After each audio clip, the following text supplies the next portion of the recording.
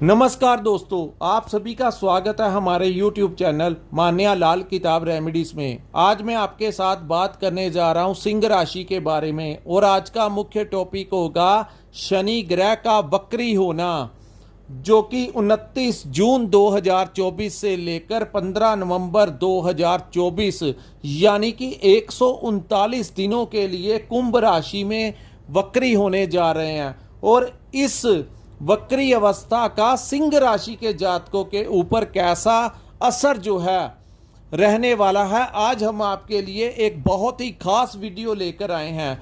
दोस्तों, ज्योतिष शास्त्र के अनुसार जैसा हर एक ग्रह के अपने अपने अधिकार क्षेत्र हैं, उसी प्रकार शनि देव को न्याय का देवता कहा जाता है।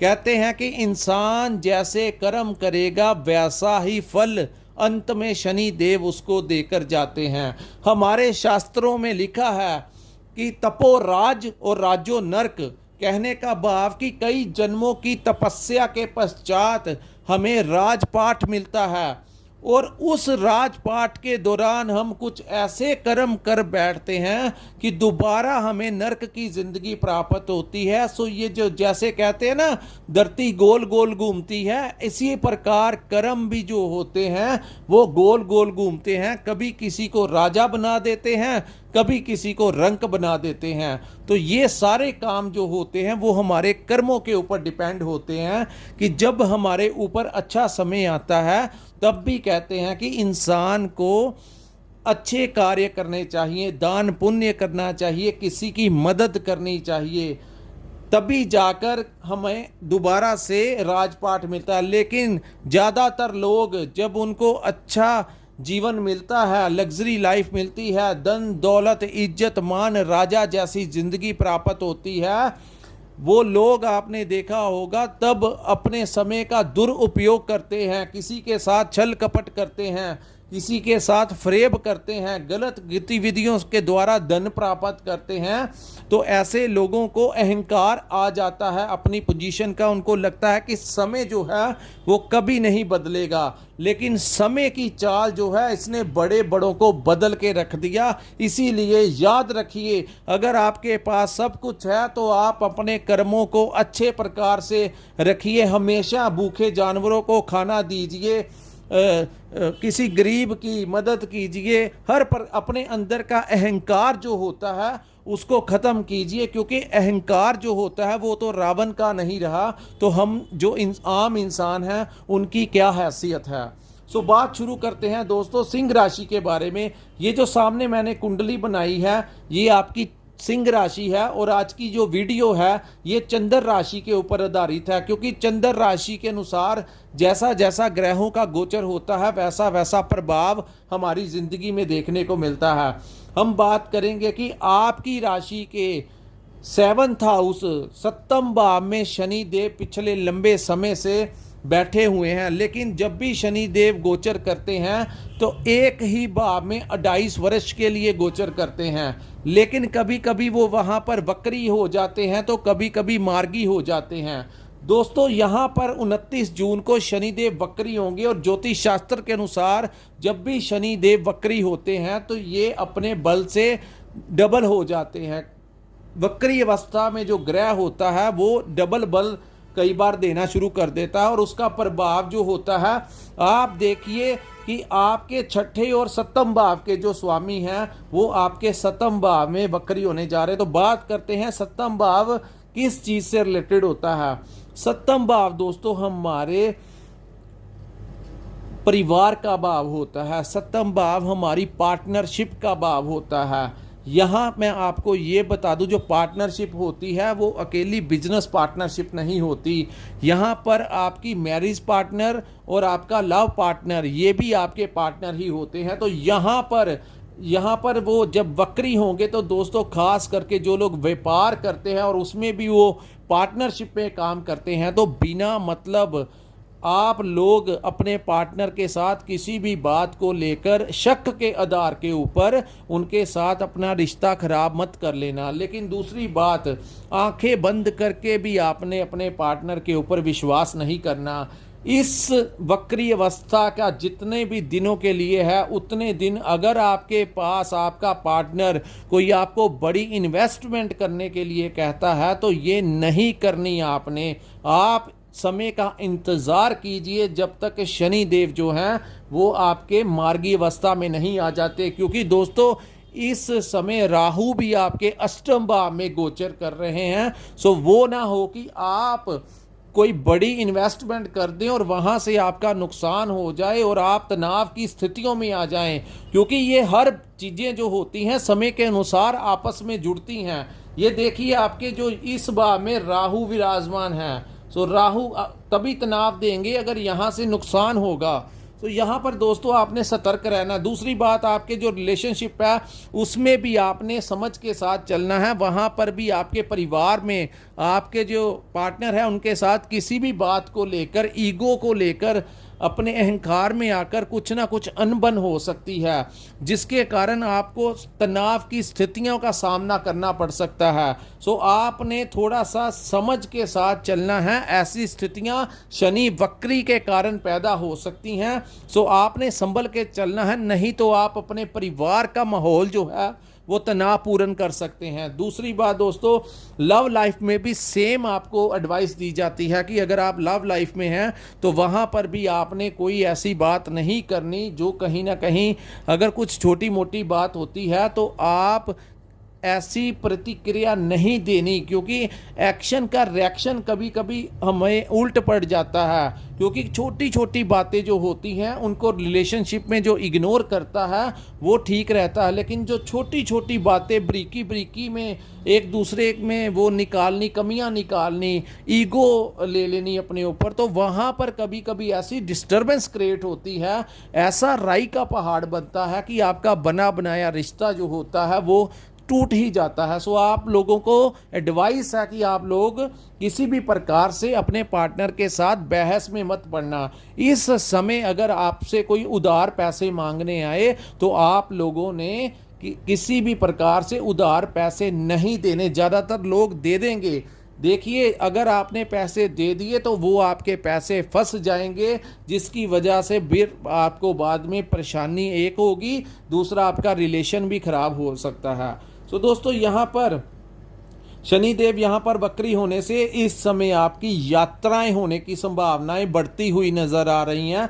लेकिन अगर आपने व्यापार को लेकर कोई यात्राएं की तो वहाँ पर कुछ ना कुछ आपको समस्या आ सकती है, या हो सकता है कि कोई पॉजिटिव रिजल्ट ही ना आए। आपको ऐसा महसूस हो कि मैंने ऐसे ही वो यात्रा की, उसका कोई रिजल्ट ही नहीं निकला। तो ऐसी संभावनाएं जो है कभी कभी शनि वक्री अवस्था में सप्तम भाव में आप सिंह राशि के जातकों को दे सकते हैं। सो आप लोगों को इस समय ध्यानपूर्वक और सतर्क रहकर सारे कार्य करने हैं। दोस्तों यहाँ पर शेयर मार्केट वगैरह में कोई ज़्यादा पैसे मत लगाना, अन्यथा प्रॉब्लम क्रिएट यहाँ भी हो सकती है। अब हम बात करते हैं जो लोग नौकरी करते हैं। दोस्तों आपका, क्योंकि शनिदेव यहाँ पर वक्री होंगे तो ट्रांसफ़र होने की पूरी संभावनाएं जो है सिंह राशि के जातकों के ऊपर होने की संभावनाएं हैं।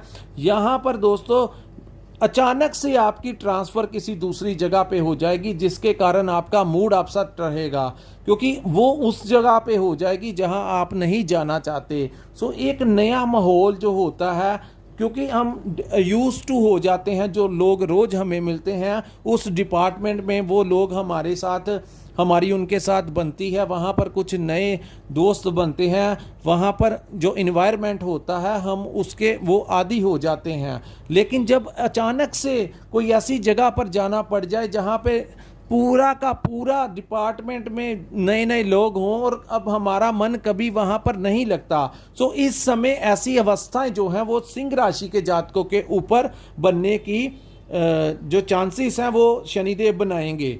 अब हम बात करते हैं दोस्तों आपकी सेहत के बारे में। सेहत के संबंध में इस समय आपके टांगों में दर्द रह सकती है। यहाँ पर आपको मैं एडवाइस देना चाहता हूँ कि आप लोगों ने डेली कुछ ना कुछ 15-20 मिनट, आधा घंटा अपनी बॉडी के लिए निकालना है।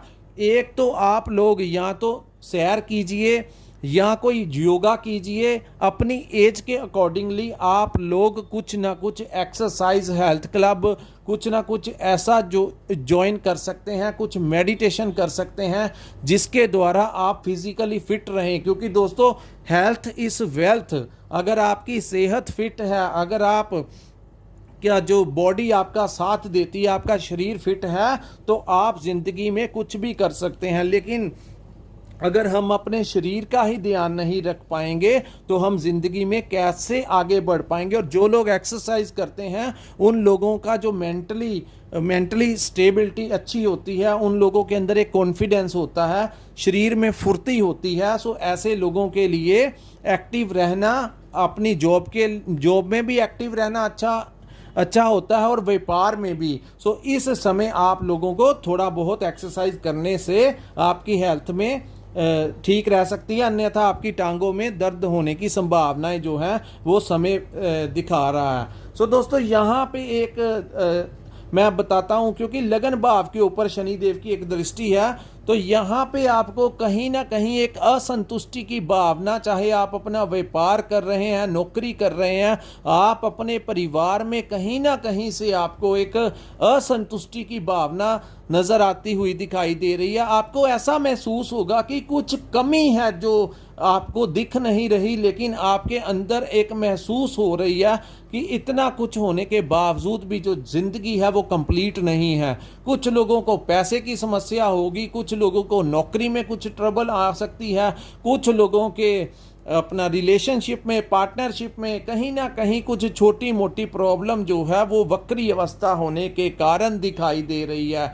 यहाँ पर कभी कभी इंपोर्ट एंड एक्सपोर्ट के माध्यम से आप लोगों को, अगर आपकी कुंडली में शनि की अवस्था अच्छी है तो उन लोगों को कोई फ़ायदा जो बड़ा मिलता हुआ दिखाई दे रहा है। उन लोगों को जो लोग इंपोर्ट एक्सपोर्ट का काम करते हैं या जो लोग मल्टीनेशनल कंपनी में काम करते हैं, कभी कभी यहाँ पर वक्री अवस्था के कारण शनि देव की कृपा से आप लोगों को विदेशी भाव से कोई आमदन होने के चांसेस बन सकते हैं। हो सकता है कि कोई दूसरी जगह, चाहे आप सोशल मीडिया का काम करते हो, चाहे आपका इंटरनेट से रिलेटेड काम हो, स्टॉक एक्सचेंज का काम हो, शेयर मार्केट का काम हो, इस समय आपने इन्वेस्टमेंट नहीं करना, लेकिन पुराना कोई इन्वेस्टमेंट हुआ तो इसके लिए आपके आज जो अचानक से कोई लाभ जो हो सकता है आप लोगों को। सो दोस्तों ये था सिंह राशि के ऊपर शनि देव के वक्री होने का कैसा प्रभाव रहेगा। अगर आपको हमारा ये वीडियो अच्छा लगा हो तो कृपया इस वीडियो को लाइक और सब्सक्राइब करना मत भूलिए, और नीचे कमेंट सेक्शन में कमेंट कर जरूर बताइए कि आपको ये हमारा वीडियो कैसा लगा।